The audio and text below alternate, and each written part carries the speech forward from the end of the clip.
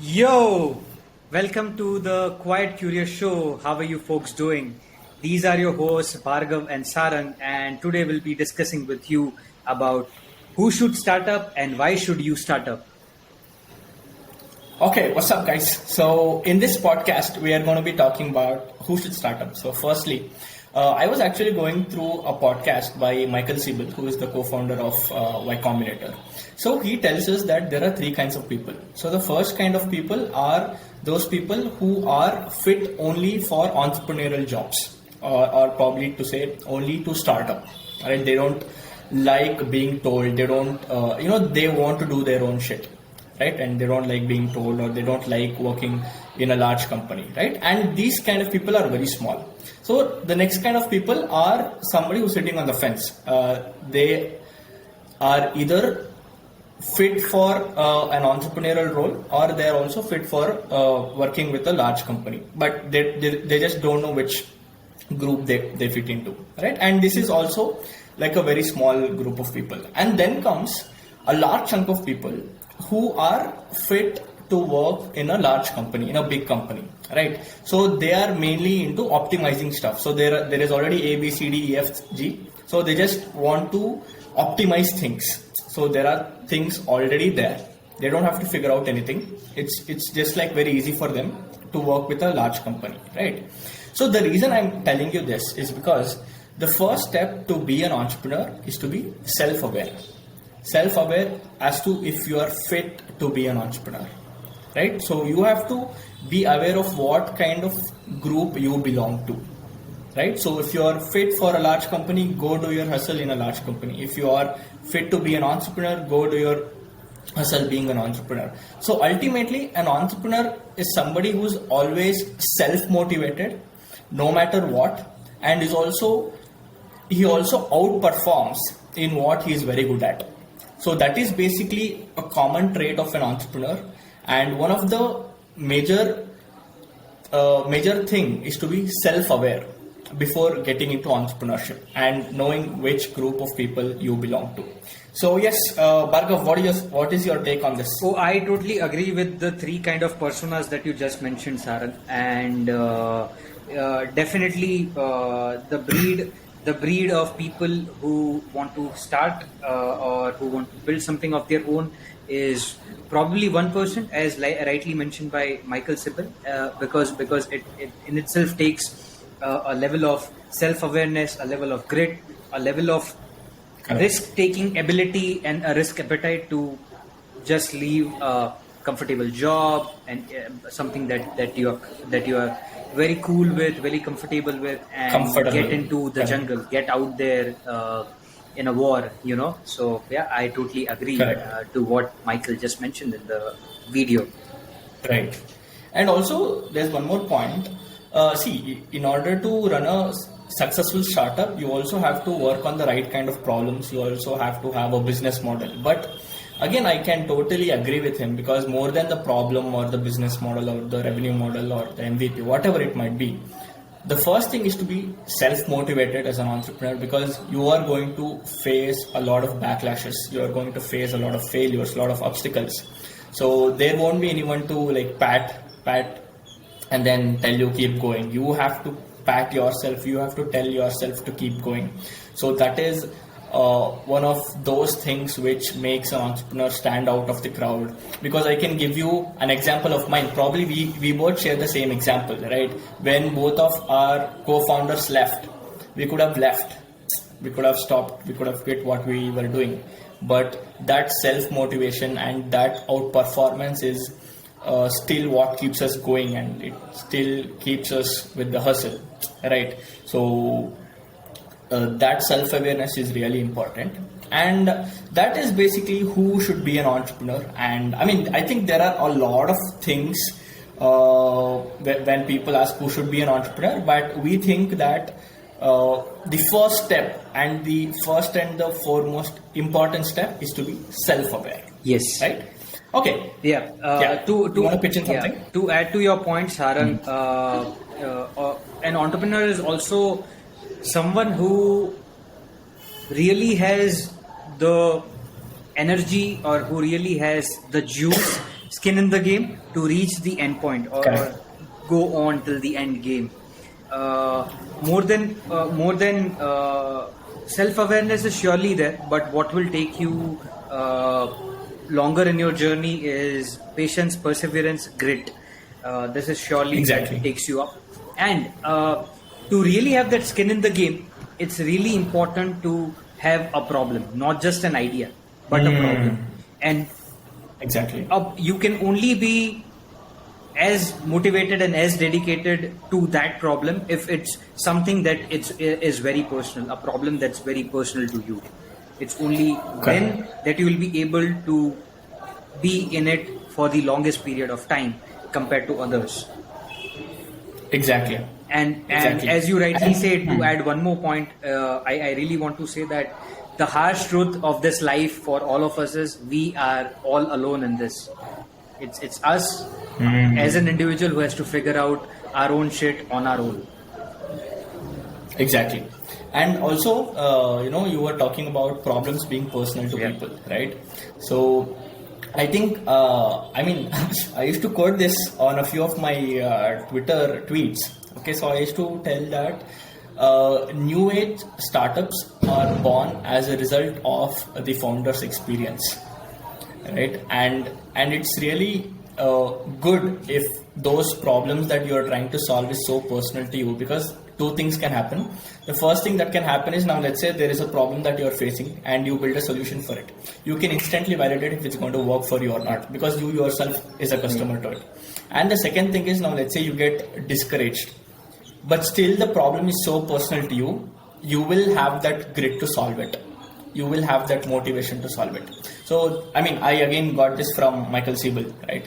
So these are a few things, that can happen if problems are personal to you, right? And I also think that you had a Twitter thread on what kind of entrepreneurs are born, and they're born out of experiences, right? So tell us more about that. Yes. So I guess that was an article that I was reading by Paul Graham, an essay to be specific. And firstly, the essay was all about how to think of a startup idea, or how to come up with a startup idea, but and then about who is an entrepreneur.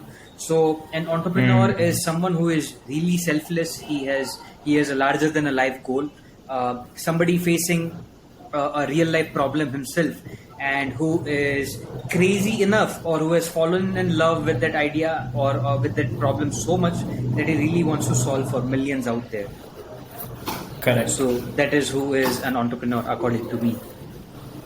So it's like somebody who is going through a problem, wants to solve it, or somebody who has seen a problem and wants to solve it, and probably somebody who wants to do it as a consultancy or something like that. And entrepreneurs are born out of consultancies, right? So now let's say, actually, you know what, during the COVID hit, there was a friend of mine who wanted me to manufacture automatic hand sanitizer dispensers. So when I started doing everything on my own, from idea to product till production, I myself became an entrepreneur.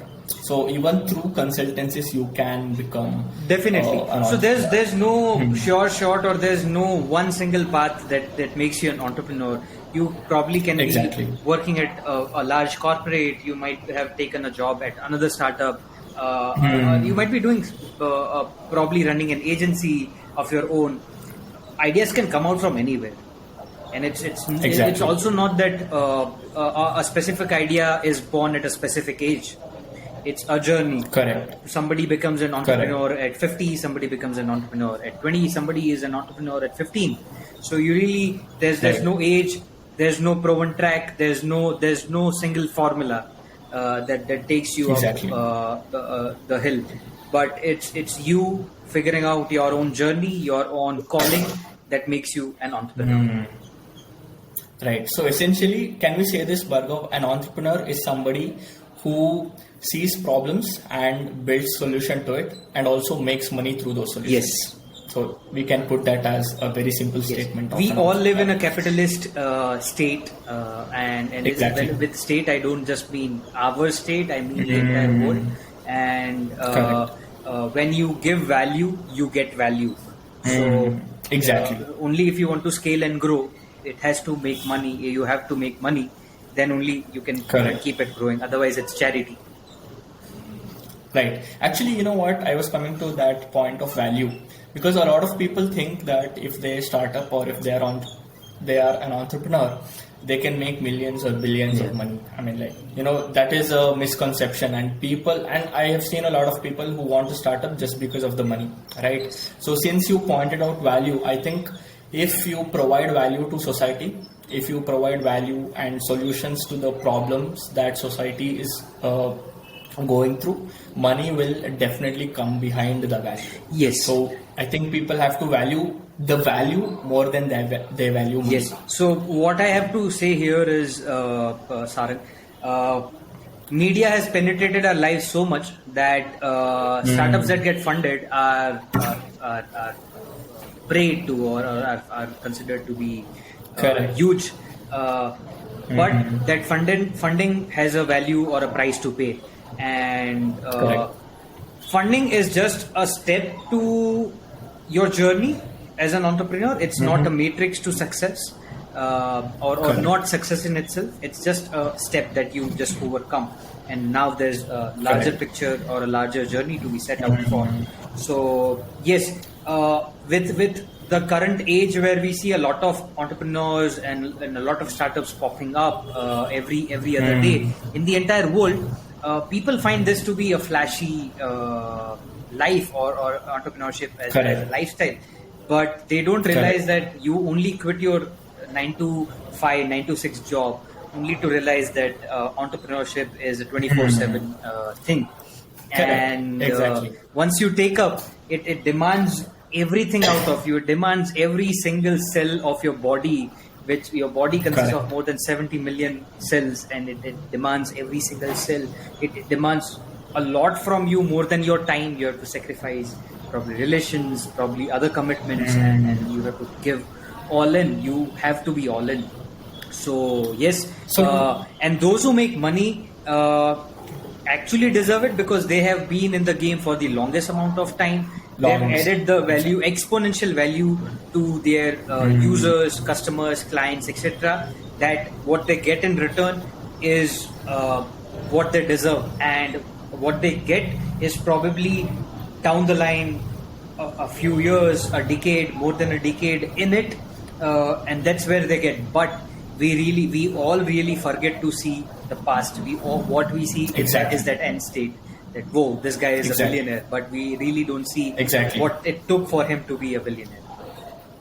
Exactly. So Gautam Adani is the second richest person in the world, right, with a net worth of more than $130 billion, and that has come only through the 35 years of his experience. Yes, definitely. Right? And 35 years is huge. It is. Right? It is. And also, coming back to value and money, probably I can give an example of Swiggy and Zomato. See, although they are funded and loss-making companies, they are only making so much revenue, or they are well spoken in the startup society, or probably even in the general society, because of the convenience and the value they are providing. Right? So they focused on value, they focused on solving a problem, and then they received funding, they received money. Right? So again, our point here is to prove that provide value and money will come behind it. Definitely. Right? And also, if you see Mark Cuban or Ambani, Adani, Tata's, all those big shots, they are hell successful. Right? They are successful like anything. But we only speak about them, but we don't, as you rightly said, we don't see those long years of sacrifice, long years of dedication. Right? And there are a very, very, very small number of startups who get valuations like this, who raise funding like this, right? Because they would have probably solved problems that need immediate solutions. But usually businesses don't happen like that. Yes. Yeah. So business is a long-term process. So coming to probably the last part of our podcast. So can you tell us a few common traits of entrepreneurs?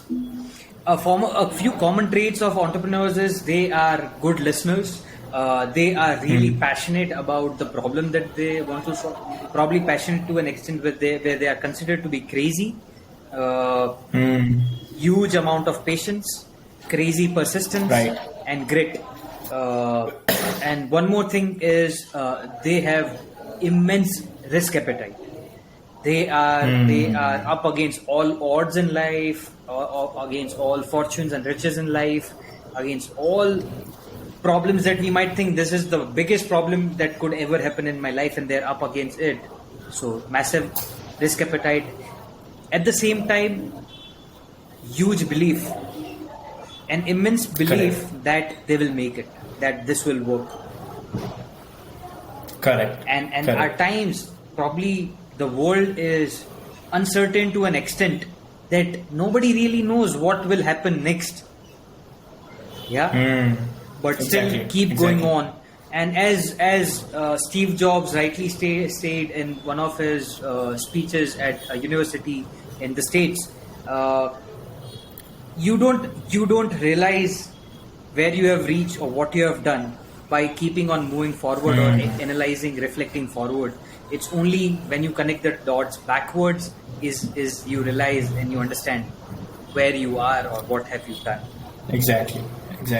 So probably entrepreneurship or an entrepreneur is someone who hits the wall every day, Yes. knowing that he cannot break the wall in a Yeah. day, and whenever he hits it happily, knowing that it won't break and he has to come back Yes, again. and Right? and one So more advice. Sorry to cut you, Sarang. One more advice. No issues. Yeah. One more advice that I have for young individuals and all those really want to starting out of a real problem that they want to solve is there is no get rich quick scheme. It's a scam. Somebody selling you an easy life or a happy life is there's no reality to it. It's they are surely selling you something, and everything takes time.